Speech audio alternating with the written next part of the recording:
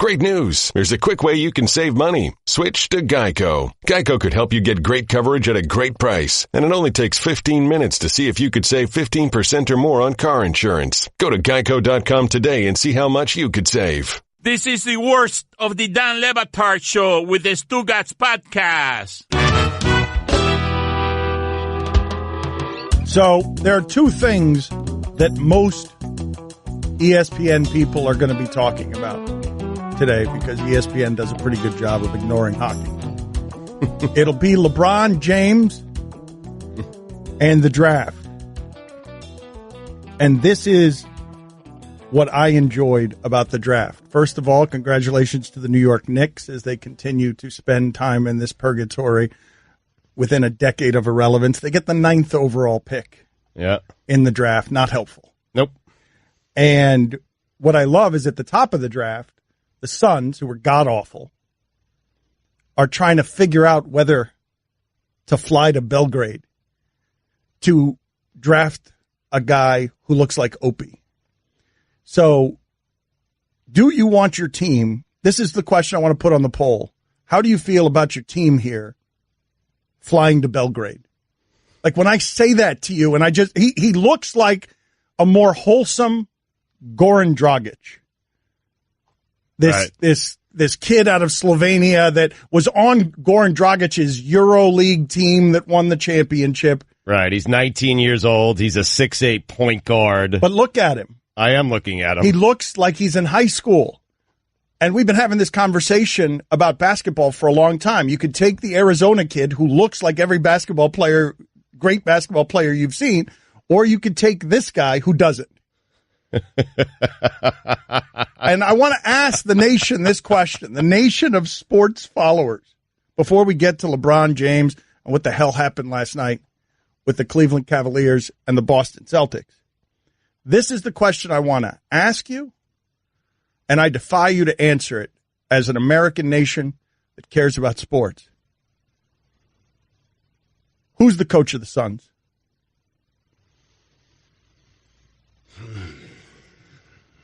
Anyone?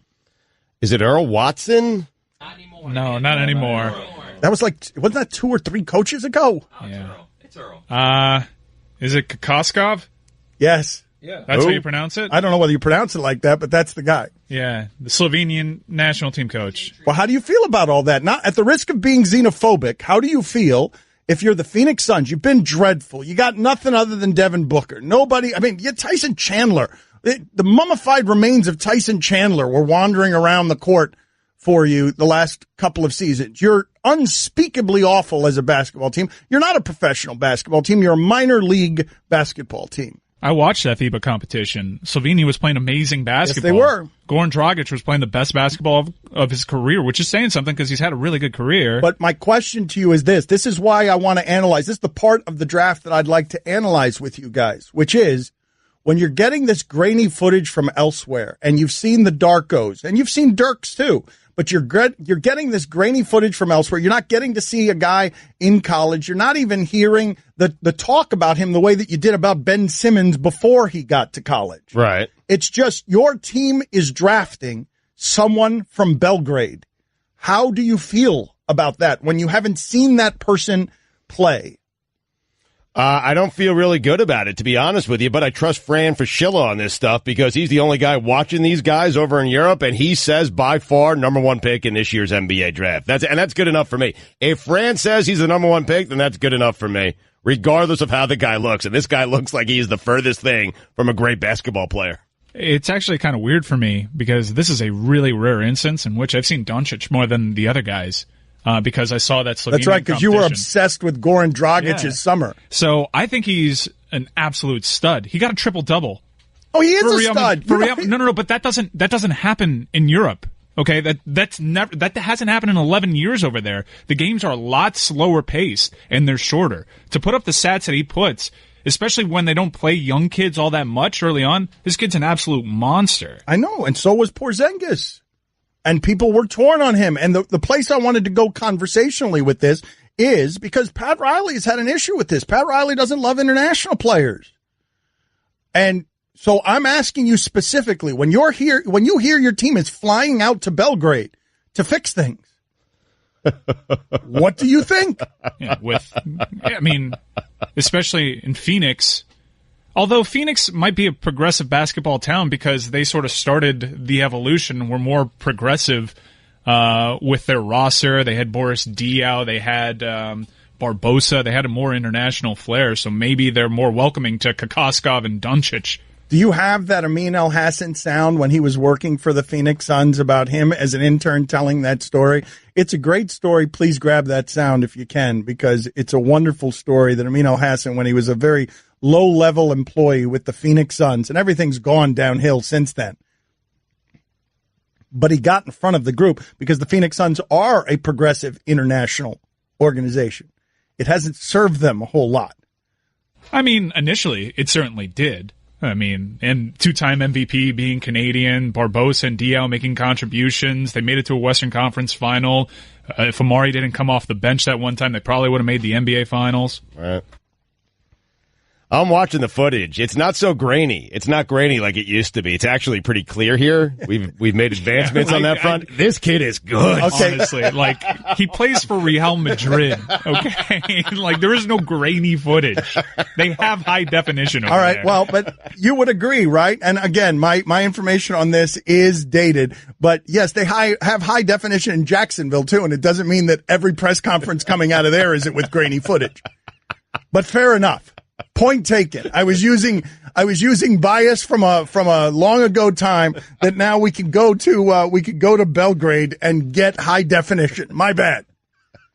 Point stands though. Like, is your NBA analysis as a sports fan just soaked in some sort of xenophobia where you want Americans? You still don't trust the international players, even as the international players come through the pipeline differently, or have come through the pipeline differently than the 7-footers in America, who have largely been put in the post until the last couple of years. Is this an American thing, or your number one overall pick being a white guy? Well, it's the haircut. Oh.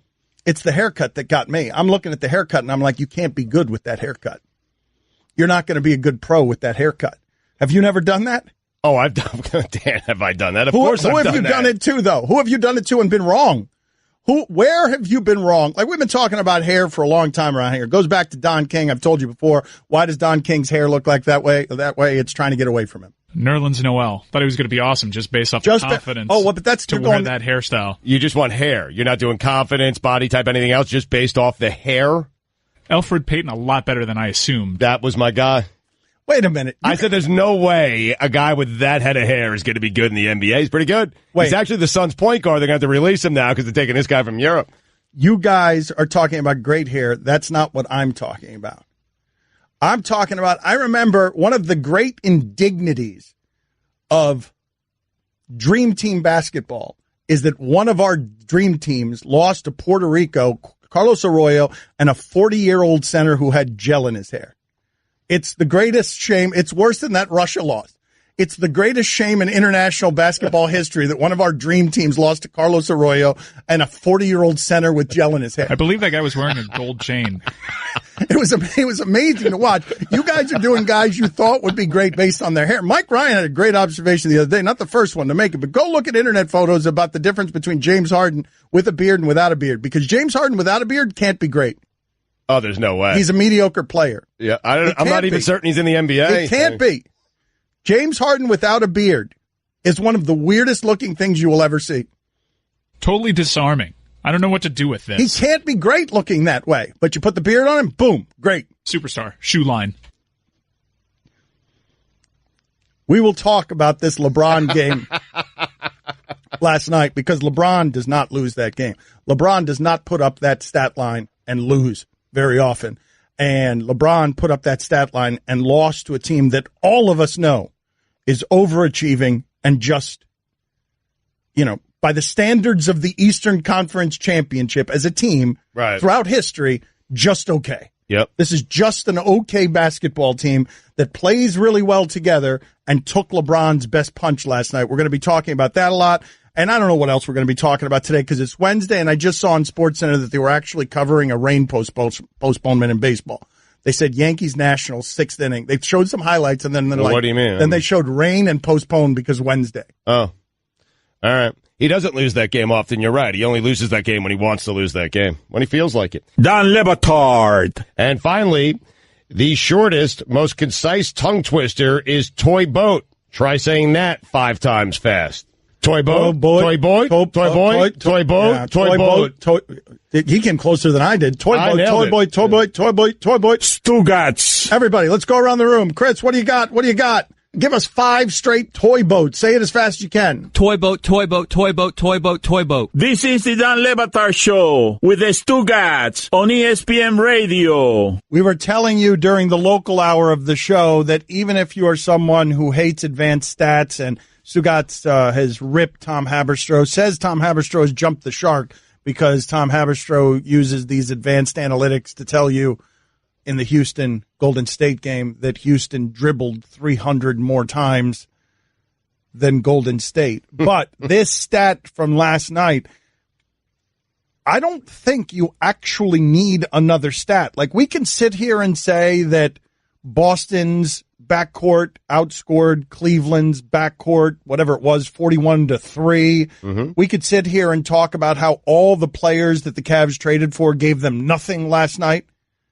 Yep. But to me, the stat of that game, when LeBron goes crazy like that, the stat of that game is this. The Cavs had 11 open looks. The Celtics had 42. You're not playing playoff defense. And that's how Boston, an okay team by anyone's measurements, but not a championship team by anyone's measurements. Right. Boston was able to beat Cleveland because if that happens, any NBA team beats you no matter what LeBron does. Right. Like, if that happens where you've got these looks where Terry Rozier is just sitting there and LeBron is 24 feet away from him. Yep. But it starts and ends with LeBron. I mean, it does, Dan. It starts and ends with LeBron. If you're a player on that team and you're seeing the best player in the world, the guy who's carried you to this point, and you see him just not playing defense, not sliding, not getting anyone who's just coming straight down the lane, not even trying to help at all, just letting guys get to the basket. If you're a guy on that team and he's not putting in max effort, you have to be saying to yourself, well, why should I? I mean, you do. I know there's personal pride, but your leader is your leader. He's the greatest of all time. He simply was not trying defensively last night. I don't care. I watched the game, Dan. There's a million times you just let guys get to the basket, and it was easy. Stugotz, I watched the game as well, and I find it very hard to criticize LeBron James with that stat line. That's what he does, though. Dan, there are 2 sides of the floor. You know this. I'm not explaining basketball to you. But 42 points, 12 assists, and 10 rebounds. He can do that whenever he wants. No, he can't do that whenever he wants. He can't do that whenever he wants. He can give you a stat line that would have it would make it pretty difficult for anyone to question his effort last night, because all you'll be able to do is point to someone like you and say 42, 12, and 10. Where I'm telling you defensively, he was a complete disaster. I'm not disputing that Cleveland was terrible on defense, and I'm not disputing that even he was lethargic on defense. But I don't know how to separate not trying and being interested in leaving from he might be really tired. Now, I understand in the last series you say to yourself, he wasn't tired. In game 1, he sure as hell was against Toronto. Yep.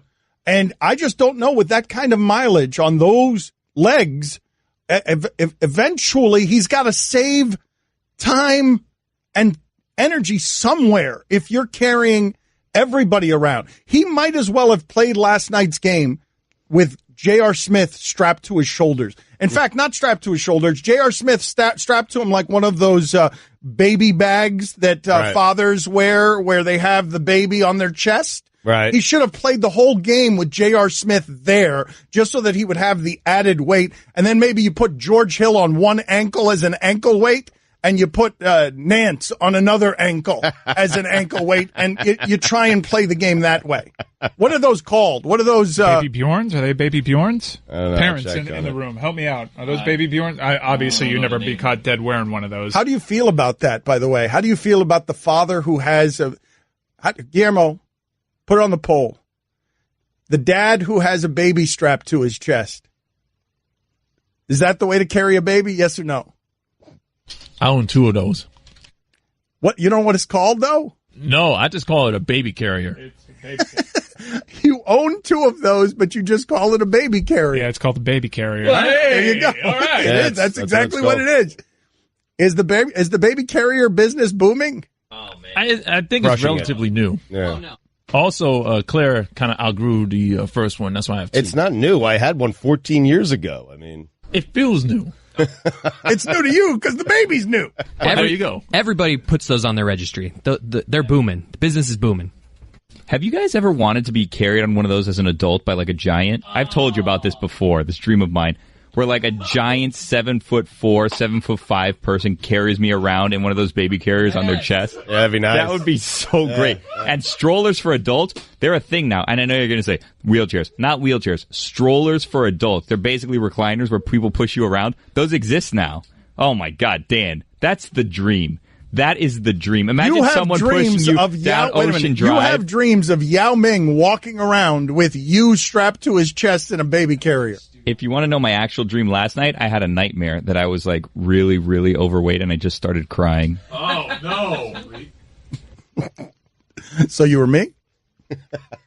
Don Le Batard. Stugotz has been doing this for years because Stugotz is the roadrunner here and I'm the coyote. He'll say something right before the microphones come on, meant to get my attention, and he means it. And this time it was, I got a big problem with Jim Mora, man. Stugotz. He wasn't talking to me. He was just talking to his computer. Yeah, I tend to do that. Right before the microphones went on, he just he lobbed it out there. I don't know whether it's subliminal or he doesn't know how to do subtlety, so it just hits me in the side of the face like a fish flying from the ocean. It's just in case you need it, man. I throw it out there. I say it right before we go on air. If you forget what we're talking about, it's just a little Jim Moore to put in your back pocket. You know, it's always there, okay? And when you need it, you go to your back pocket, you pull it out, and boom! I ripped Jim Mora. This is the Don Le Batard Show with the Stugotz on ESPN Radio. Happy 45th birthday to Wee Man from Jackass. And happy birthday to him. I don't care.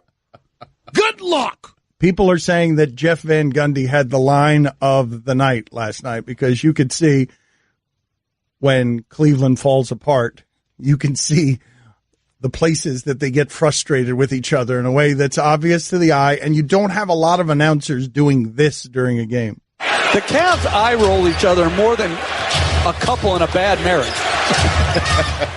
People love that line, like stand-up line. People just loved that line, and I'm guessing that you loved it because you're in a bad marriage. Yeah. You're just married. I mean, it could be a good marriage, a bad marriage. Just eye rolls happen, man. Eye rolls happen. Yep. Do eye roll, Guillermo, put it on the poll. Do eye rolls happen in every marriage? Not just bad ones. All of them. I was telling you about that Amin El-Hassan story because we were talking about the Suns, and the Suns had a contingent going to Slovenia. I also read something about them flying to Belgrade to check somebody out.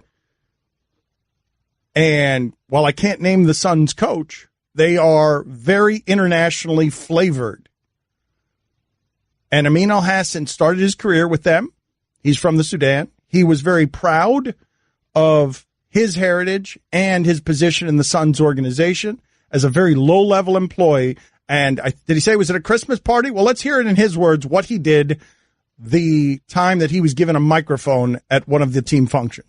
I grabbed the mic. I said, I got something to say, too. You know, we have an international team here. Steve Nash is from Canada. Boris Diaz from France. Leandro Barbosa is from Brazil. And I like how we all come together from different backgrounds to work for the same goal. And if I could, I'd like to share this old Sudanese poem that kind of talks about people coming from different backgrounds and working together. And I'll try and translate it roughly, so bear with me. And the poem goes something like this. Now the world don't move to the beat of just one drum. What might be right for you may not be right for some. A man is born, and he's a man of means. But then along come two, and they've got nothing but the genes. But they've got different strokes. It takes different strokes. It takes different strokes to move the world. Everyone's got a different kind of story. Everybody's got a way to shine. It don't matter if you got not a lot. So what? They'll have theirs, you got yours, and I've got mine. And together we will find that it takes different strokes to move the world. Yes, it does. It takes different strokes to move the world.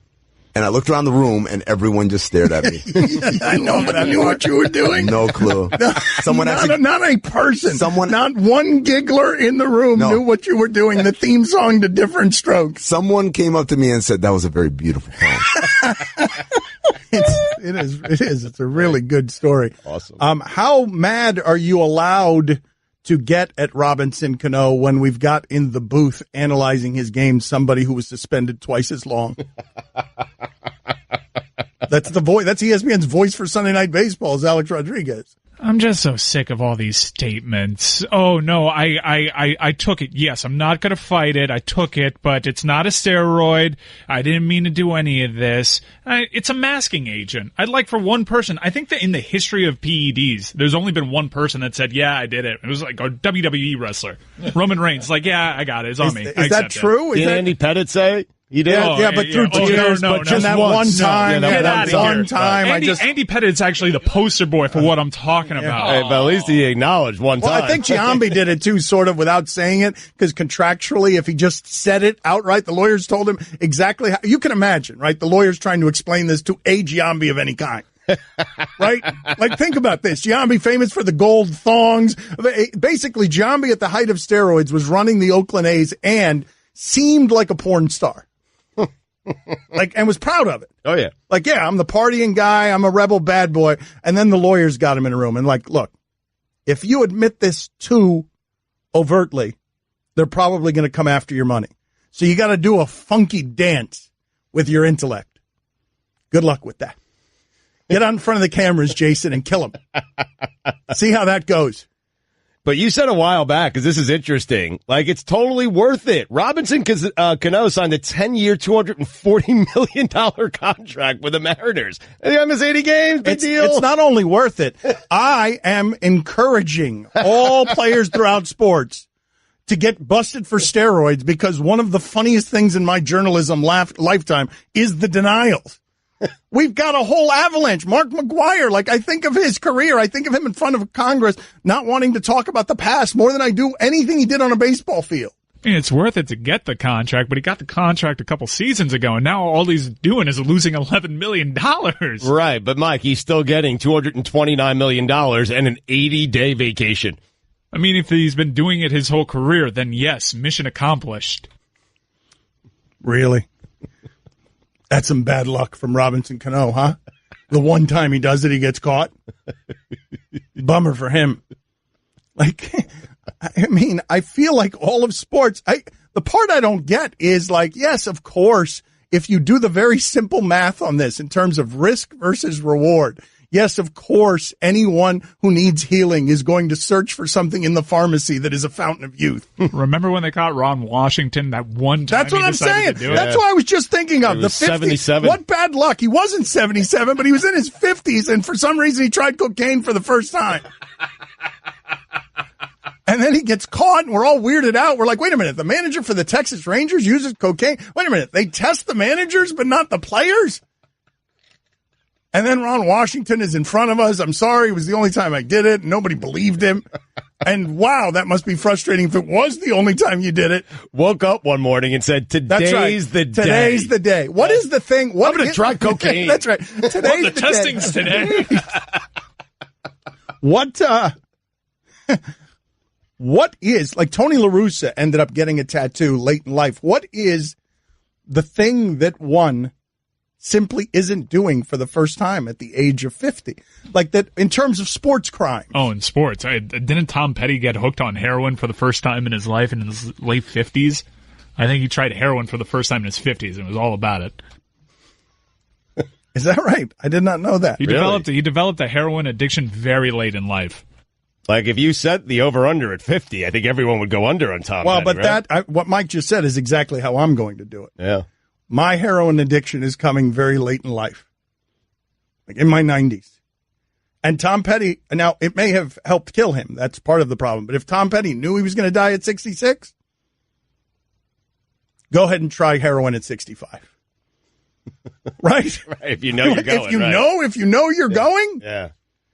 That's a little risky, though, if you want to try heroin, because there's no guarantees you make it to 90. I mean, you might want to start a little bit earlier. Yeah. Maybe we'll do that in show one day as an early. experiment. Do you guys think Disney allow it? Dan does a show on heroin. Wow, they play near the edge. Catch more of the Dan Le Batard Show with the Stugotz, 10 to 1 Eastern on ESPN Radio and ESPN News. At Trex, we know there's a place for wood in your backyard. We recommend the fire pit. But when it comes down to choosing the right material for your next deck, look no further than the superior beauty and durability of the world's #1 premium decking brand. Trex delivers the look of wood without all of the work and the worry, and it's made from 95% recycled materials, which makes it the right choice for your backyard 100% of the time. To learn how to make Trex your next deck, visit Trex.com to order samples. Dan Le Batard. Didn't you say you were going to clean up your diet today so that you would be more alert and just better at this in general? I jogged today. I ate healthy today. And by healthy, I had a pepperoni pizza. I was going to say, you made Chris Cody order you a pepperoni pizza. It's healthier than what I had on Friday, man. Baby steps. Stugotz. Stugotz. A little pepperoni pizza, Dan. You promised on all. You promised. Do you know the health benefits of pizza? This is the Dan Le Batard Show with the Stugotz on ESPN Radio. Happy 74th birthday, Danny Trejo. Happy birthday to him. I don't care. Good luck. Machete. Yes. Sexism and sexual harassment and racism pay. Jerry Richardson, $2.2 billion. Donald Sterling, $2 billion. Like, I got to get out. I'm ashamed. I've misbehaved. Give me $2 billion. Sweet little parachutes they have on their way right? out, huh? Yeah. I think the guy who purchased the Panthers, it wasn't the highest offer, but he, to get the team, he said, listen, no debt, nothing. Straight cash. Here you go. Cash, homie. Yes, yes. Straight cash, Jerry, homie. I will wire you this amount right now when we are done. Really? Just like that? Just like that? Who the hell has $2.2 billion in cash? This guy. This guy, there was like an article on Deadspin that said he used to have a pair of brass testicles on his desk. Oh, for the love of God. I mean, he's a Wall Street private equity hedge fund guy. Of course. Of course. What was that offer, Jerry? 2.6? Here's 2.4 cash. I mean, he just hands it to him. Wait a minute. Give me more information on the new person. I mean, first of all, go ahead and Google search Jerry Richardson and that statue that he has outside of the stadium, which is, I don't know whether it's Greek mythology. I don't even know what he's going for other than godlike hero. It's really unnecessary to have the Panthers so anatomically correct. That statue, what's the most ridiculous statue you've ever seen? I know people make fun of that bus with Ronaldo in an airport that doesn't look anything like Ronaldo. But in terms of ridiculous sports statues, is there anything more ridiculous? Is Jerry Richardson in a suit holding back? Of course he Panthers. is. How many Panthers are in that statue? There are two Panthers. One is like, jumping, lunging at you. The other one's kind of tame. And what's his look? How would you describe his look? He's holding out a football between the two Panthers. Of course he is. And so the new owner comes in and he's just going to hold out brass balls. Brass balls he kept on his desk in Wall Street. I mean, isn't that redundant at that point? The kind of guy who makes $2.2 billion on Wall Street? Like, no, you got to have brass balls. Does that guy put him on the back of his truck, too? No, he doesn't put him on the back of his truck. Maybe his driver. You think that guy his drives? driver does it. I'm just saying, I feel like that guy who pays for a football team in cash always has brass balls at the ready to give somebody in the event that they need to. It's his business card. That statue, like, how did the Carolina Panthers get an owner who is more Jerry Richardson than Jerry Richardson? Wait, so at the holiday party where everyone's networking and stuff, That's this right. guy's just handing out brass balls? He just hands out brass balls. What other? Does it have his number on it? What other egomaniacal details can you give me about this new owner? Welcome to the club, big guy. Fitting right in. Sarah Spain is with us here for Highly Questionable, and she continues to be totally baffled by Miami. Miami is not Chicago. Sarah gets, bemused, disoriented by our third world Miami-ness. What are some of the things that you've witnessed on this weekly excursion that have made you say, man, Miami is super weird? Well, yesterday when I went for my workout, I like to go out along whatever you call this beachfront path thing. And I was very confused by a very beautiful long blonde hair with a very small thong bikini on, crouched as if she was admiring something in the foliage off to the side of the path, maybe an interesting bug or a plant. And then I realized that she was just peeing. So I was confused because it was 2:45 p.m., very bright out, and I was like, oh, I wonder what's in there, because I love all the geckos. I love when I see a lizard here, because we don't have those. So I was like, maybe she's looking at a really awesome, and then I saw the puddle and the... Well, and she had her bottoms on, which I guess if you're going to pee in public, you don't take them off. Mm-hmm. But that was confusing to me. Also, there was a lot of areas she could have stepped just off the path and done that. Right. So that's not how we do it. Well, a lot of people come to Miami and they're just confused, for example, at checkout, that people are checking in or checking out and nobody's wearing any clothes. Right. It's if you come from someplace else, that's a bit disorienting. But we... down here, I've said this about Miami. What you get is you get 3 feet, and you're like, hey, is that Matt Damon over there? Then you get 3 more feet, and you're like, yeah, that's the smell of vomit and urine. And then you 3 more feet, those are the 3 most beautiful people I've ever seen. And then 3 more feet, there's a guy arguing with himself while pushing a shopping cart. And then I don't think I have time to go anywhere where I think I see Matt Damon.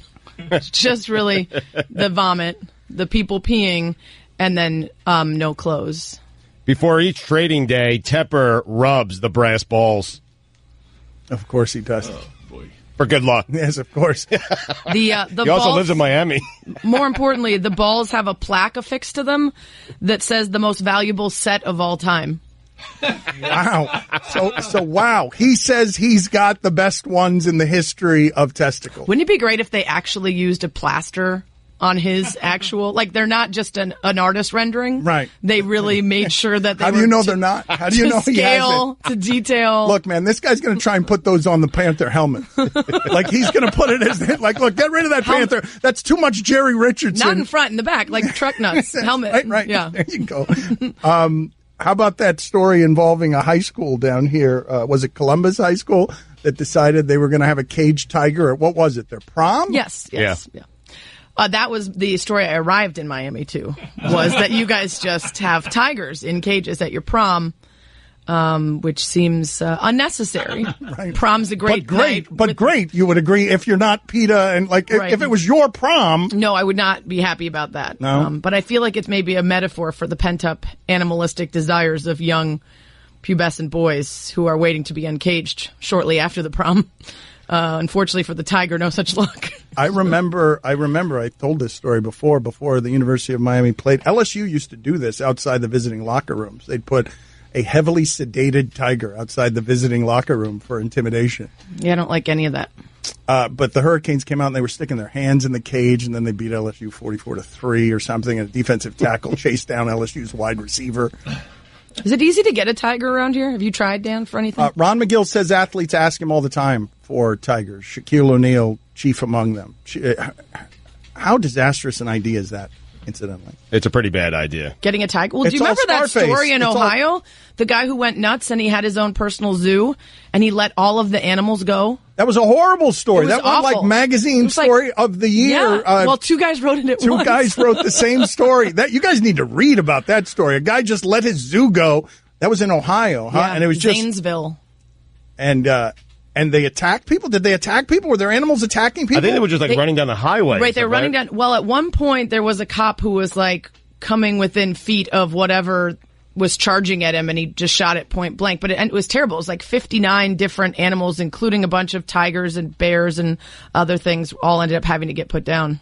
I've been told that Sarah does a limited fake. Are you aware of this, Stugotz? No, I am not aware. What, are you nervous? Well, I'm nervous. I mean, you guys are harsh. I don't know if it's good. What kind of confidence do you have in this? I'm going to say 75%.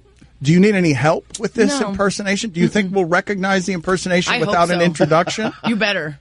Okay. Okay, you ready for it? All right, let's see here. Okay. Sarah's got a limited fake impersonation here. Underneath your clothes, there's a magic story. Wow. That's pretty good, right? Stugotz has no idea. No idea. Shakira? Oh. No. wasn't her top hit, but it's the easiest one to sing like you're choking on a ball of yogurt. How was that? Guillermo, put it on the poll at Le Batard Show. How was Sarah Spain's limited fake Shakira? Can we put it to song? It's not as good as Mina's DMX, right? No, of course not. Is it as good as Amin's Obama? Is it as good as Amin's DMX? How do you feel about it in the pantheon? Where would you rank it in the pantheon of impersonations we have around Nothing touches Mina's DMX. I mean, I literally can't tell whether it's her or DMX. It's so hard to tell. Spot on. I don't know that I heard Amin's DMX because I was too caught up in Mina's. Behind you have one of our best impersonators. Right behind you. He's staring at you. I'm one of the best. I'm Elon Musk. Unbelievably dumb. Like, we can't stop doing that fast enough. It's unbelievably dumb. It barely works on television, and you're holding up an Elon Musk mask. That is staying around forever, for as long as we do this show, man. Billy, don't let it go. Well, stop it when I colonize Mars. I'm Elon Musk. It's great. I just feel like there is nothing to the impersonation other than the sentence where he announces what he's doing, which is usually not a key to impersonation. That's fair. I'm Elon Musk. Don Le Batard. Is Jay Wright the best? Yes, maybe, no. Stugotz. Is Jay Wright the best? Yes, maybe, no. This is the Don Le Batard Show with the Stugotz on ESPN Radio. Should be noted that Tepper's balls were a gift. He didn't go out and buy them. Oh, he didn't buy them himself. Yeah, someone else gave them to him. It's a big distinction. And in the name of fairness, it's important to point that out. Have you guys seen, Mike, how do you pronounce this guy with the, he's got the blonde spot in his hair, Schroeder, the guy Dennis Schroeder? Yes. Schroeder? That's how we Schrader, I don't know. I mean, put it on the poll, Guillermo. Schrader or Schroeder? Yeah. How old do you think he is? Schrader, 23? He's 25 years old. I feel like he's been in the league longer than that, and he's already tired. He's taken down all of his Atlanta Hawks stuff on Instagram. He's like, I don't want to be, second to last in the Eastern Conference. That's where we are right now, where Dennis Schroeder is taking down all his Instagram stuff because he doesn't want to be with the Hawks anymore. When Tepper was a boy, he used to memorize baseball statistics from cards given to him by his father. Did you see who was representing the Atlanta Hawks at the NBA draft lottery? Who was it? It was an actress. If you've seen Twister, like I have, I've seen it about 25 times. Bill Paxton's original girlfriend to start the movie. No way. Yeah, she was in The Lost Boys too. Really? Yeah. She's an owner now. She owns the Hawks. Wow. Yeah, her and her husband own the Hawks. It's a hell of a parlay. Tepper used to do Elvis impressions in college. Did you guys enjoy the draft last night? The draft lottery, it was a spectacle. Yeah. It was a spectacle. I really enjoyed the 5 commercial breaks during the top 15. What were the best parts, Stugotz? Did you suffer it a little bit as a Knicks fan? Because you were hoping. I'm past suffering, man. I'm done with suffering. I expect the Knicks got the pick I expected them to get, the 9th pick in the draft. What I wanted happened, which was Philadelphia not getting, a really high pick, Boston not getting that Lakers pick. I just wanted max assets for everybody, and I certainly didn't want Cleveland to get bailed out of this, what seemingly now is a bad Kyrie Irving trade. Ashley Simpson performed at his daughter's bar mitzvah. Do you guys actually understand how the draft works? Because I don't. Like, when the number 8th team gets shown, and they're like, that means someone's in the top 3. I'm like, wait, what? Why does that mean that? And whoever's reading it is like, they know exactly what's going on, and I couldn't be more confused by what's happening. The number sequence does appear to be very confusing. I saw a GIF, and I didn't know that they actually did it this way, where David Stern stood in front of a tumbler, and he spun it a couple times, and he just picked out an envelope. That's the way we should do it. He performed with Sheryl Crow at his 50th birthday and danced on stage with Ellen DeGeneres. Was there a desired result last night from the draft? Is there something that America would have wanted that there was? Because Phoenix getting the pick. Boring. But Memphis getting it would have been boring. Orlando getting it would have been boring. All those bad teams getting it would have been boring. Yep. Although maybe Dennis Schroeder would have wanted to stay. But I think Mike is right. Like, no one wanted to see the Cavaliers. No one wanted to see the Cavaliers get a top 3 pick. I don't think, unless you live in Cleveland. And no one wanted to see Boston or Philadelphia accumulate more more assets. Although I think Boston now gets Sacramento's pick next year, right? I don't agree with that, though. If Boston or Philadelphia get more assets, they're more in the LeBron game, and the LeBron offseason game is the only game that matters. I'm not with these good teams who actually didn't tank themselves and had other teams do the tanking. I don't like their intelligence being paid off so immediately. Have Phoenix up there. Have Sacramento up there. Have Atlanta. I'm not worried about these teams. Don't have a good team, get a good player. At a gala reception announcing his $55 million gift to his alum, Carnegie Mellon, his college buddy aired a video tribute to him, one segment called Cindy Pearl, Thanks for Nothing, after Tepper's high school girlfriend. Can you explain to me, Mike, what else you liked with entertainment value from the draft? Oh, the reactions. Jerry West flew across the country to get nothing. 2 really bad picks. Yep. Back to back, he had that, right? Yeah. The Pistons just being the Pistons. The reaction to not getting a high pick is so Pistons because what are they going to do? Really, they're the Pistons. I just love the pomp and circumstance of it all. You have the fans going out there. The Memphis Grizzlies had a fan called Courtney Love. Is a black dude. I wasn't ready for that. His company, Appaloosa, has a client that makes breast implants, and according to a former employee, he loved to keep them on the desk and throw them around. Mike is so right on Jerry West, though. He flies all the way across the country. He's excited. They got a couple of chances here to score a big time thing. And they announced his team at number 13. And you can see him. Like, you see he's upset. Like, oh, gee, but I got another pick. There's some hope. And then the very next pick, number 12, Jerry West. The time-honored tradition of Pat Williams ranting into a camera for far too long about God knows what. He's been asked to invest in a lot of things, including the Loch Ness Monster Society. He passed. Mike, can you explain to me how many kids Pat Williams has? Because Pat Williams has been with the Orlando Magic since they became the Orlando Magic. He is a voice for the team, and the Orlando Magic, under his watch, they had Shaquille O'Neal. They had Penny Hardaway, and he has been with the organization since then. He is believed to be something of a good luck charm, even though they don't have any good luck in Orlando. He has 14 adopted kids from 4 nations and then 4 biological. Tepper admits he used to be more difficult. In a New York Magazine article, he says, I used to be worse.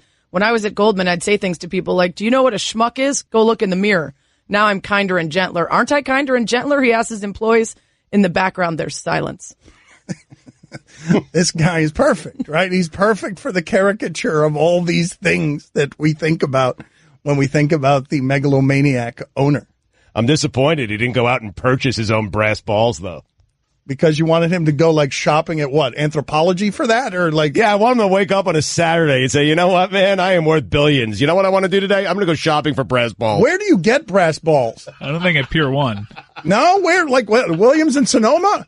Like, where? I don't know. Williams and Sonoma? I don't know what That's a fine. Is it a fine? What's it called? I don't know. Williams, Sonoma. Okay. It's called Amazon. Don Le Batard. Fake Marty Smith, you're on ESPN Radio. Stugotz. Hey, Benno! It's Marty Party! What are you guys doing? Hey, Stu! Hey, Marty! Yeah. Hey, guys, hey! I just parachuted out of a plane, man, and in Tuscaloosa. Tuscaloosa just got down here. I'm with Nick Saban, man! Yeah, we're about to go bass fishing on some jet skis! Yeah, that's great. This is the Don Le Batard Show with the Stugotz on ESPN Radio. ESPN Radio is presented by Progressive Insurance. Guests on the Dan Le Batard Show appear via the Shell Pennzoil Performance Line. Here's your SportsCenter update. Former U.S. Open champion golfer Lucas Glover's wife is facing a domestic violence charge after he missed the cut at the Players' Championship. Hear about this one? His wife was yelling at Lucas Glover for playing poorly. Glover says she always yells at me after I play poorly. Mom came in and tried to break it up, and the wife allegedly attacked the mom. That's, I don't know if that's true or not. Is it all true? I said allegedly. It's exactly, okay. It's exactly what happened. Allegedly, okay. Yes. It's exactly what maybe happened. All right. Nick Saban has dismissed UCF's self-proclaimed national title, saying, I guess anybody has the prerogative to claim anything, but self-proclaimed is not the same as actually earning it. Of course he said that. And finally, per capita, New Hampshire is the hardest beer-drinking state in the union. Wedding season is upon us, and the easiest way to look fresh for your big day is with theblacktux.com. The Black Tux has awesome suits and tuxedos that you rent online. To get $20 off your purchase, visit thebblacktux.com/Dan. For all the latest headlines and information, tune in to SportsCenter on ESPN Radio all throughout the day. Stephen A. Smith, what is the name of the new owner of the Carolina Panthers? Tapas. Stugotz, what were you doing mining the internet there, finding value? I saw you very eager as you were looking at some numbers there involving the Cleveland Cavaliers and some profiting opportunities. The Cav for the series. This is a great price. I'm telling you, plus 180 right now because everyone's down on the Cavaliers. Everyone is high on the Celtics. And you can listen, the series hasn't started yet because a road team hasn't won a game. And what I'm telling you, you get LeBron James right now at plus 180. Okay, that's good value. I'm telling you, 2 games from now, you're going to say to yourself, I'm glad I did that, because it's going to be 2-2 headed back to Boston, and Boston going to be very nervous that they're going to blow this series. James Tepper's a boundary pusher, and he's profane and a know-it-all who claims to have popularized the phrase, it is what it is. You don't have any doubt about LeBron James, Stugotz? Well, everyone's doubting today. It's an easy thing to do. Doubt, doubt, doubt, doubt, doubt, doubt. You hear the promo running on ESPN? I'll remind you that he's made it to the NBA Finals for 7 consecutive seasons. Is it longer than that? I have no idea.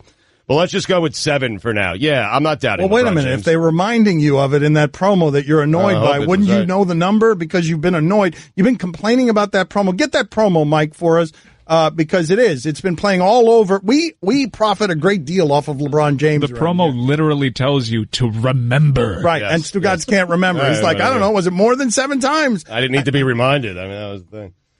He bought the $50 million mansion owned by the ex-wife of the man who passed him over for partner at Goldman Sachs. His plan was a total renovation, including razing the current property to the ground. I don't like seeing LeBron without real stakes, because these are fake stakes. He won his 1 championship there. He's a made man. If LeBron had the pressure of not winning... Can you believe that? If the last time he was down 2-0 in the playoffs was in the finals against Golden State and he rallied from it, and they won, and it's one of the biggest upsets we've seen in the sport. By the way, if Boston gets to the finals and wins, it would be the biggest upset in the history of the sport.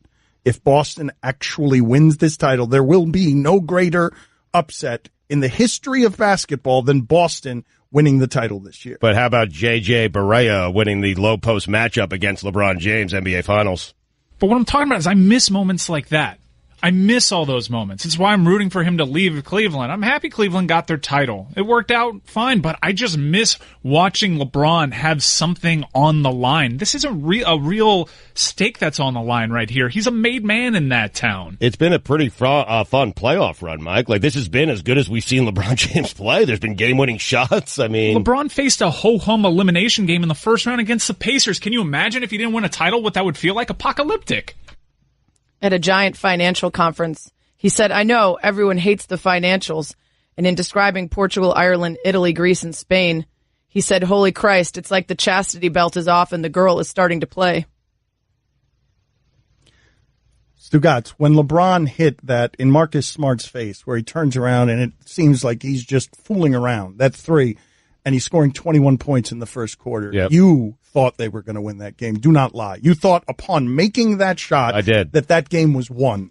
I did until midway through the second quarter, until I started to notice how poorly LeBron was playing on the defensive end of the court, because it was bad, Dan. It's the worst I've ever seen him play defensively. Again, I'll give the stat again. Cleveland had 11 open looks last night.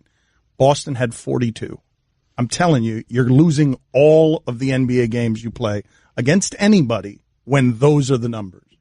One trade netted him a personal payday of nearly $4 billion. He asked the reporter, what do you think I should do with it? I could buy an island. I could buy a private jet, but I have net jets. I could get myself a 22-year-old. Sometimes, he whispers, leaning across the table, if someone is an a-hole, like a waiter at a restaurant, I think I could just buy this place and fire that guy. Earlier in this segment, I said I was happy that Cleveland got their title. I don't know why I said that.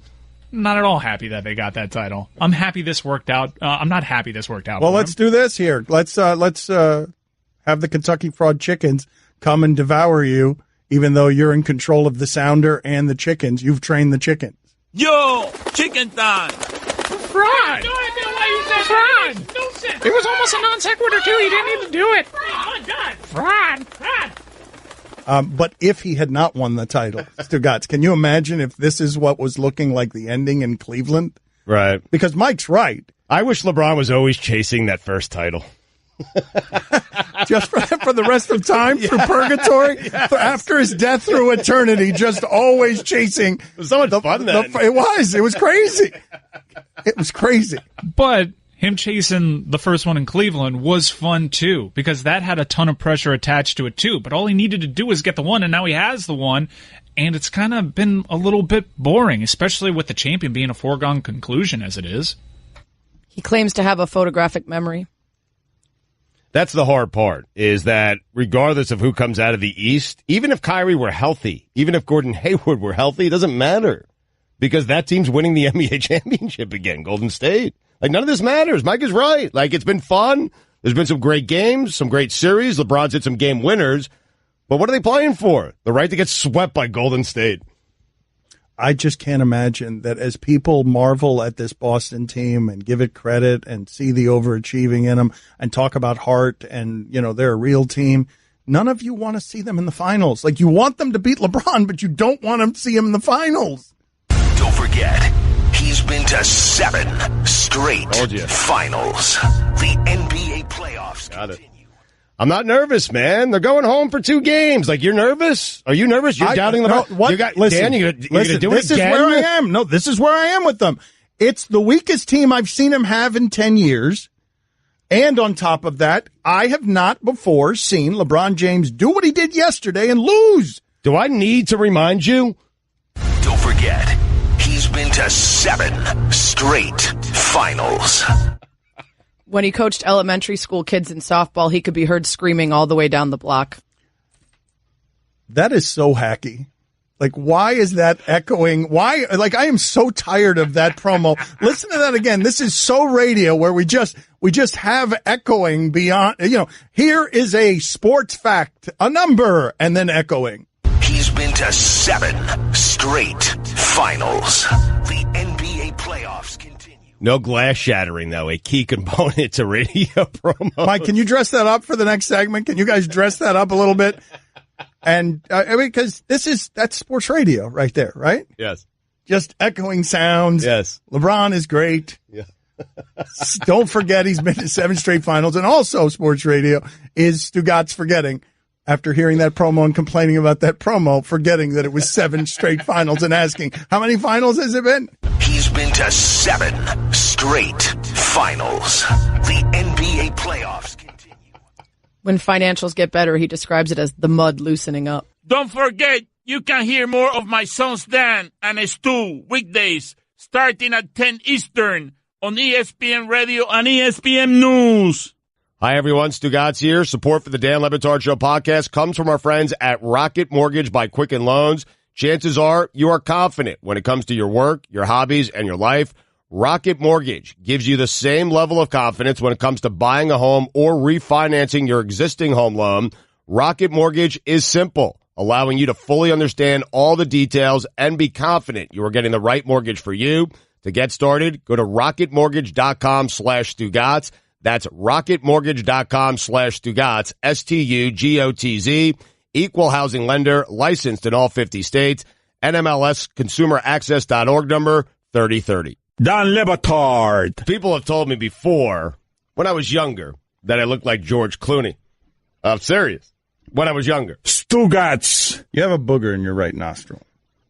So does Clooney. This is the Dan Le Batard Show with the Stugotz on ESPN Radio. Sarah Spain in with us. Check her out on Highly Questionable today, 4:30 Eastern on ESPN. You can also get her That's What She Said podcast with new episodes every Tuesday. You can listen on the ESPN app or Apple Podcasts. She has triggered a violent a ruckus during the break, everyone arguing about ice cream flavors, ice cream truck flavors. Stugotz doesn't know how to read the internet, so there is no icecreamtrucks.com. Whoa. But there might be, but don't look it up. Right, but he's okay. Does he have do you have a top 10? You're saying this is a consensus top 10 of the best ice cream truck flavors of all time, according to the Food Network. Are you sure? 100% sure. You're so bad/good at lying. Listen, I'm telling you right now, I'm on the foodnetwork.com. That's where I am, and they have what is considered by many to be the definitive list of top 10 let's do it then. Let's do it. Number 10, ice cream truck flavor. Flavor Ice Freeze Pops. Remember those little plastic at the end? You used to cut it open with a scissor, green, you push it up. Yeah, you just start... pure sugar. Yeah, you might as well just freeze a sugar packet. Yeah. Number 9. Push-ups. Yes. Number 8. Snow cone. Number 7. Firecracker. The best. I can't believe you don't like that. It's the red, white, and blue. Firecracker? Yeah. Oh, that's what it's... Okay. Yeah. Number 6. Screwball. Good answer, says Roy.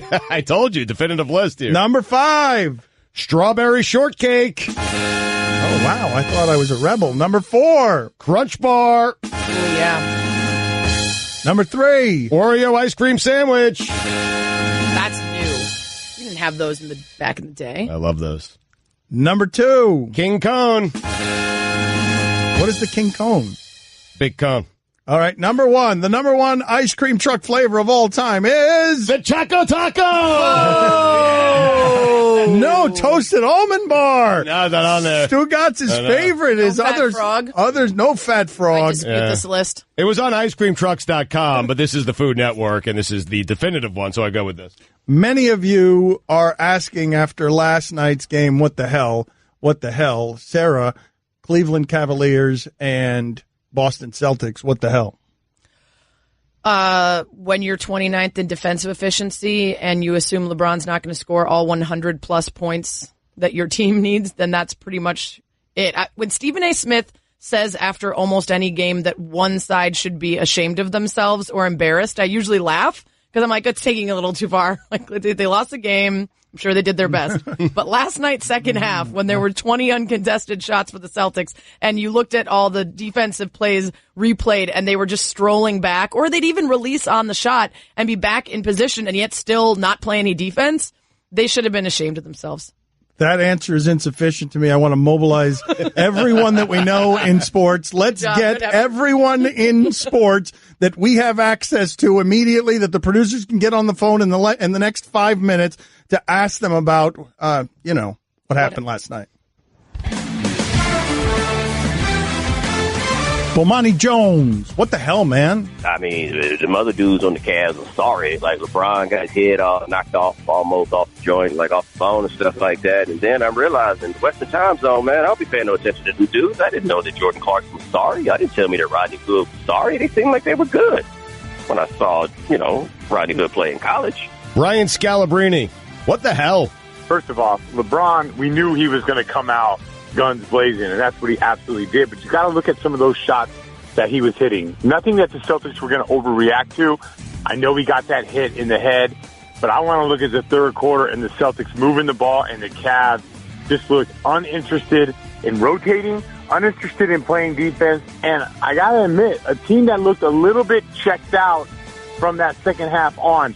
Blame it on the hit, but I'm going to give the credit to the Celtics. I think they earned that win, but now they got to go in to Cleveland and see if they can get it done. Tom Haberstroh, Stugotz says you're a quack for counting the number of dribbles in games. Tom Haberstroh, what the hell? Seriously, what the hell with LeBron James? 42-point triple-double? Where's the 52-point quadruple-double? I mean, seriously, LeBron isn't doing enough to get all the rest of his players to play like they're all-stars. Michael Jordan would have done this. What the hell, LeBron? Amin Al-Hassan, what the hell? Oh, man, I mean, he looked fatigued, he looked worn out, he's working too hard out there, but then I thought that's too easy. That's too easy, no, I think the real thing is the sports whisperer got in his ear and said, hey, you don't want to be here anyway. Even if you beat the Celtics, you're not going to win the finals. You need to come down to Miami. You, Kawhi Leonard, team up, change the heat around, bring the ring back to South Beach. Papi. Yeah. What the hell? What happened? I don't know what happened. What are you talking about? What the hell what? You mean the game last night? What the hell? I don't know. You tell me what. Gone fishing, you said? I didn't say gone fishing. You say gone fishing. I ask you what the hell. I told you don't count the Celtics out yet, boy. They're all fired up. They got a bunch of no names with a coach that nobody respected. And they're going to make a big splash this year. I think that Golden State is getting a little bit worried now with with Boston, if you want my opinion. Okay, I don't. They're a bunch of hungry guys now, buddy. I'm telling you, they got LeBron and the flunky Cavaliers on the ropes. But I like the Cavaliers' scheme, their defense, cover and love. That's a hell of a 1-2 punch. What did the crybaby said after the game? Did he blame the referees or the league or something like that he wasn't getting the calls going to the basket? He didn't blame anybody. Well, that's coming next time. Now when they drop 2 straight in Cleveland, I got the broom out. Cleveland sports legend Joe Thomas. What the hell? What's up, fellas? This is Joe Thomas here. I don't know what the hell happened last night. 16-time world champion Nature Boy Ric Flair. What the hell, man? I have no idea. LeBron James is the greatest athlete in sports history ever. His stats are better than Michael Jordan's right now, except for championship rings, which mean nothing, but it's his individual skills. The Cavs will rise up. They will come through. LeBron 42, 10 and 12 last night. They need a couple points in JR, and they'll be in the winner's circle. Barack Obama, what the hell? Well, LeBron James, he's an incredible talent. But if J.R. Smith can't stop hitting the Henny, then the Cavs have no chance against Celtics. Kenny G, what the hell, man?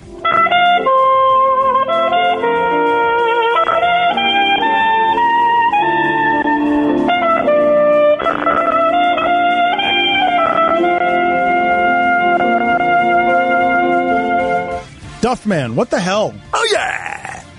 DMX, what the hell? No! This guy, LeBron James, he's got my man, the sports whisperer, up in his ear, talking about, come down to South Beach, dog. Get at me. Your take is exactly the same as Amino Hassan's. Yeah, that's a boy. Did they explain to you what we're doing here, Dick? Yeah, kind of. All right, good enough. Very good. Something about the Celtics and whoever they're playing. Greg Cody's brother and bad son, Dick Cody. Uncle Dick, what the hell? What the hell? Is this basketball still playing? I thought I suffered through a bunch of match madness or whatever the hell it's called, and they're still playing basketball? Like, who cares? Bob Ryan with us, and we asked the obvious question, Bob. What the hell? What the hell is, you think we're not shocked? You think that when Hayward went down, everybody was thinking, well, wait till next year. You think that when Irving went down, everybody was thinking, well, wait till next year. And here they are. They're surprising us day by day. They're playing with house money right to this moment. But, Bob, what the hell? Nah, you know what? Maybe we're all stupid. When you got 2 number 3 picks in the draft, a 6th pick in the draft, and an all-star that you pick up for free agency, named Al Horford, maybe you should be pretty good. Maybe we didn't look at it that way. Bob, what the hell? What the hell? I mean, LeBron, the guy has to do too much. When he goes 40 for 42 and a triple-double, and it's not enough to win, the other guys better start looking in the mirror. But, Bob, really, what the hell? What the hell? You think that once they get beyond Cleveland, assuming they do, that anybody on this earth is going to give them a chance to even win a game against the Warriors, who we all know are going to beat the Rockets. And ultimately, does that matter? This is one city where they say, well, you got to win a championship. Not yet. They'll have to win a championship next year, the year after. I promise you, they don't win a championship this year. Everybody's going to say, what a hell of a year. I get that, but what the hell? What the hell? Coaching, how important is it? We're going to do Stevens. Everybody is going canonizing Brad Stevens, and I am definitely on the bandwagon. And it's going to have people examine where they're getting the coaches from. This is the first college guy in a while to have succeeded. And they're going to have to take a look. Maybe there are some other guys out there. Maybe who's the next Brad Stevens? I think if I'm an NBA coach, I'm trying to find that guy. But what the hell? Well, I'm looking at this series now. It's 2-0, and I know there's a bunch of people writing them off. Let me remind people that in the Milwaukee series, after the Celtics got off to a great start, they went out and got pounded in Game 3. They came back and won the series. Thank God they had the home court. But, nothing's written in stone yet. Bob, what the... Ooh, that's a different matter entirely, I would say. But really, what's going on in J.R. Smith's mind? They better come down and find him. I mean, that shove of Horford was very, very dangerous and very reckless, and he should be too much of a pro to do a thing like that. Dame más gasolina. Hold on a second, Mike. I want to do before the commercial. I want to do the stat of the day. Just give me stat of the day here. Take that down and give me stat of the day, the short version by my father, please. Start of the day, start of the day, it is the start of the day. Start of the day, start of the day, it is the start of the day. Start of the day, start of the day, it is the start of the day. Start of the day, start of the day, it is the start of the day.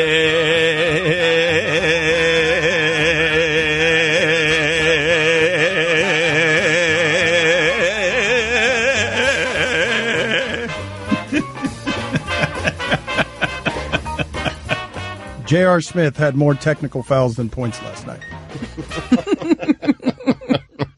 Was it 30 minutes? Bailo. Yeah, 30 minutes. Did he play? He played almost 30 minutes. 27 minutes. He had 0 points. Dan Le Batard. I see a little silhouette of a man. Stugotz. Scaramouche, Scaramouche. Will you do the Fandango? This is the Dan Le Batard Show with the Stugotz on ESPN Radio. All right, Tim Legler with us. We're going to get to serious basketball in a second. But first, we got some Trey Wingo looks like. So let's go to Legler here. Tim, does Trey Wingo look like family board game night? Oh, no question about it. No doubt. And the guy that reaches for the token he wants to be first. Wow, that's pretty good. Excellent. Some details there, Larry. Does Trey Wingo look like a statue that comes to life and speaks in a movie? I don't feel that one as much. I don't see that one as much. Does he look the board game one better? Does he look like the red-faced soccer dad who charges the ref after a loss only to flop on the ground like a fish when accidentally bumped by a 6-year-old? There's no question. I actually had a father like that on my son's soccer team, and all I heard the entire game was, "It's not football!" All game long. Does he look like a bird of prey? Yeah, I would say some sort of cross between a falcon and an emu. Does he sound like a 3-count chicken wing appetizer dish at a Mexican restaurant run by white people? That's the most detailed one you've ever had. I love it, yes. I'll sign off on it. Last night, what the hell? They're better, man. Boston's a better team. They just are. And it shouldn't really be a big surprise to anybody. Because when you look at the Cleveland Cavaliers, I think what happened with them, these gaping weaknesses and holes in their personnel that we saw all year long, they were able to be masked for the most part. They won enough games in the regular season. Then they played two teams in the playoffs that Indiana was a surprise to all of us.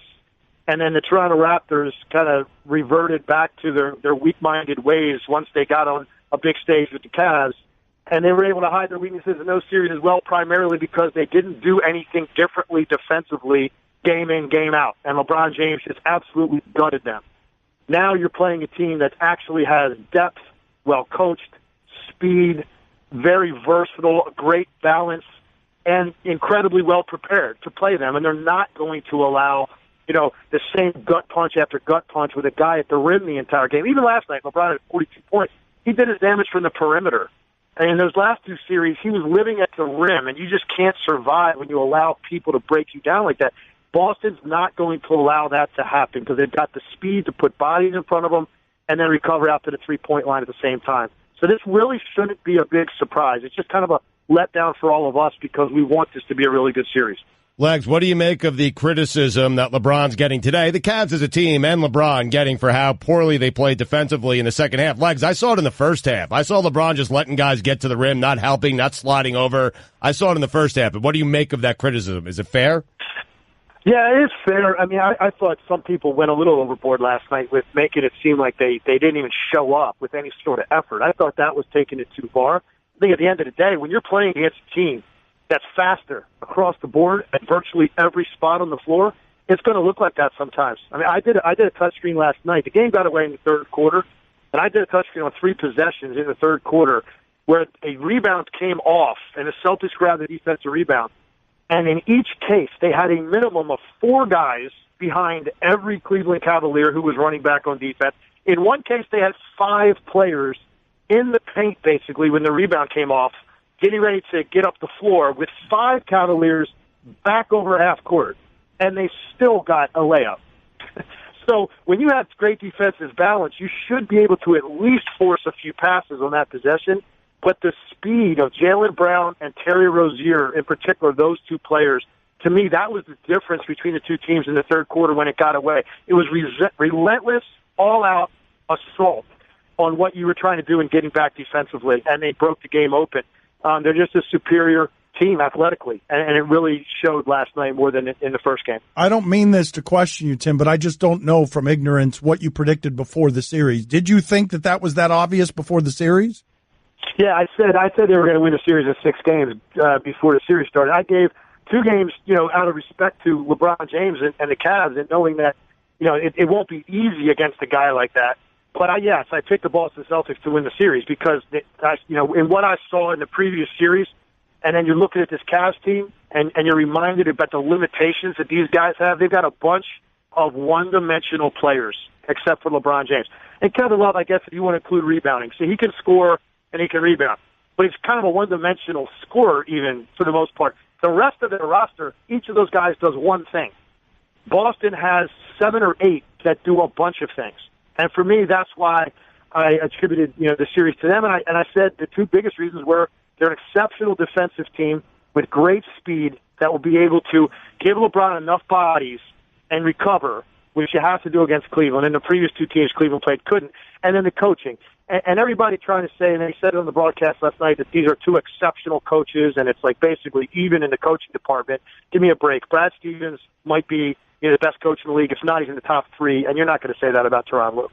I'm curious if I give you this stat, because I thought the most impressive stat, and I understand that the backcourt of Cleveland was outscored something like 41-3.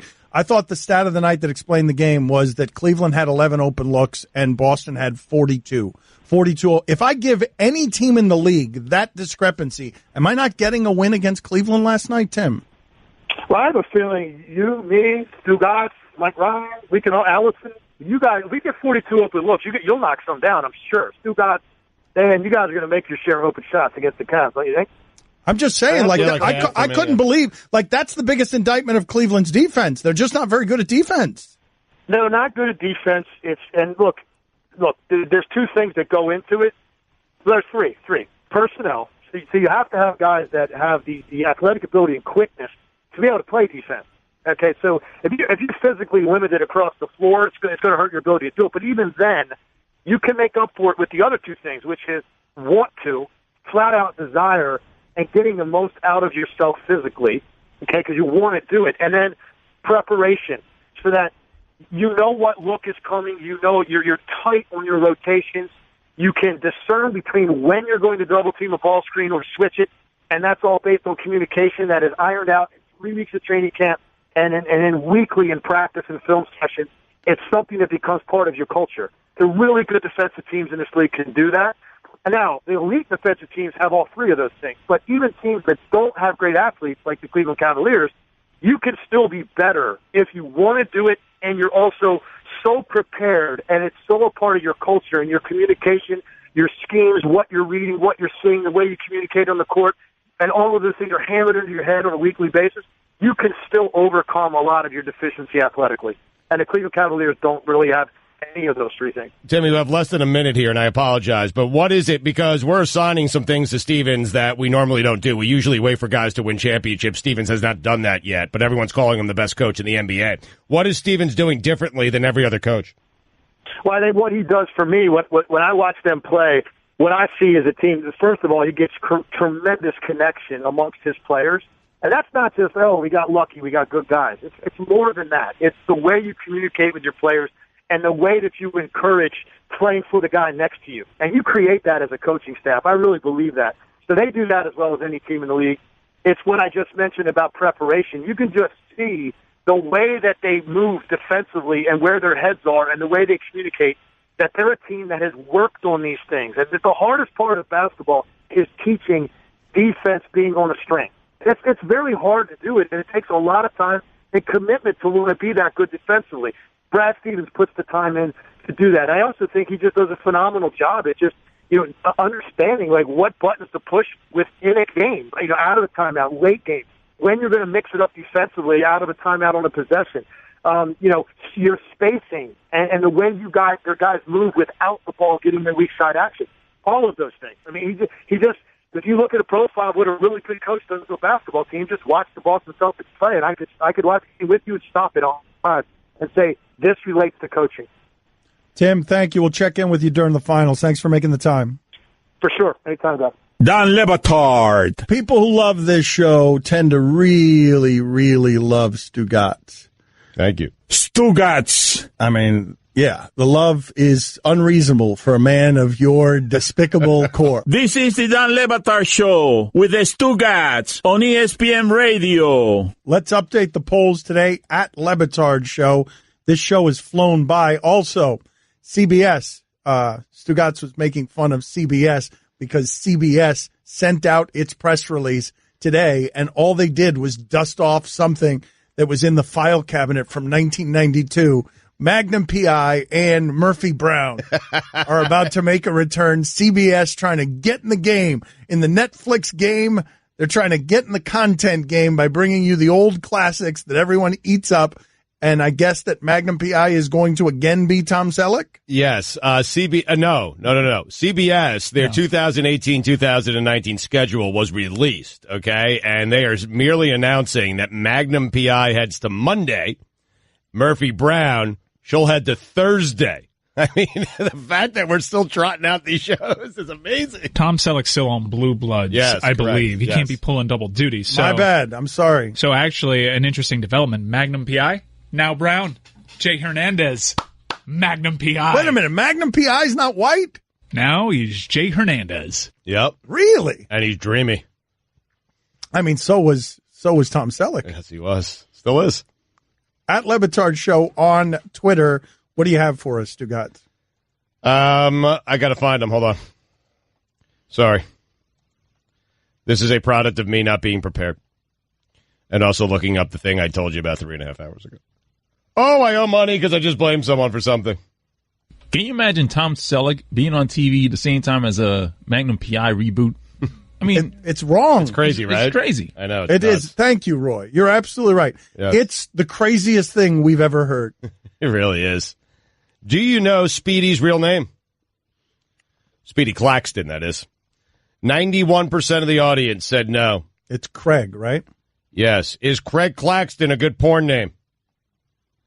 59% of the audience said no. Do eye rolls happen in every marriage? What's our highest percentage?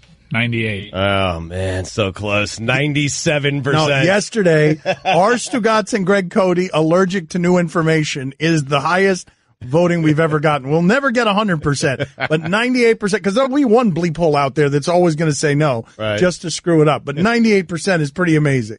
Will the Warriors beat the Celtics even if Steph and KD are out? 58% of the audience said yes. Schrader or Schroeder? 79% of the audience said Schroeder, Mike. I think we were right. I think I said Schroeder. He's 25 years old, and he wants out with the Atlanta Hawks, even though he's a thoroughly average basketball player. How was Sarah Spain's limited fake Shakira? 69% of the audience said it was bad. Nice. Do you remember Fat Frog? 88% of the audience said no. Did you hear Laurel or Yanni? 68% of the audience said Laurel. Laurel. Was the polls. Does Trey Wingo look like the guy who, while at his daughter's graduation party, sneaks all the other male guests to his garage to show off his 1978 Pontiac? He sure does.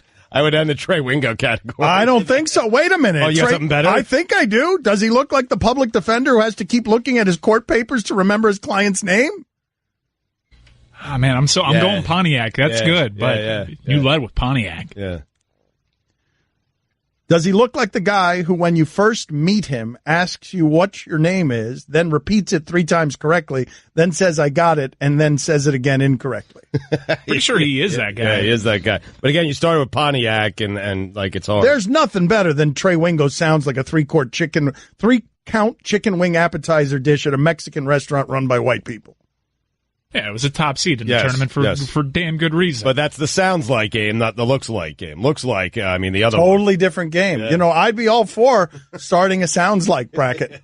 If you guys want to do that tomorrow, I want to do thoroughly average baseball players tomorrow. I want to do thoroughly average football players tomorrow. Guillermo, why are you looking at me like that? We have a whole system that's not sounds like. $2. You can listen to the Dan Le Batard Show with the Stugotz 10 to 1 Eastern on ESPN Radio, and you can watch on ESPN News. I just saved hundreds of dollars by switching to Geico. I feel like a whole new person.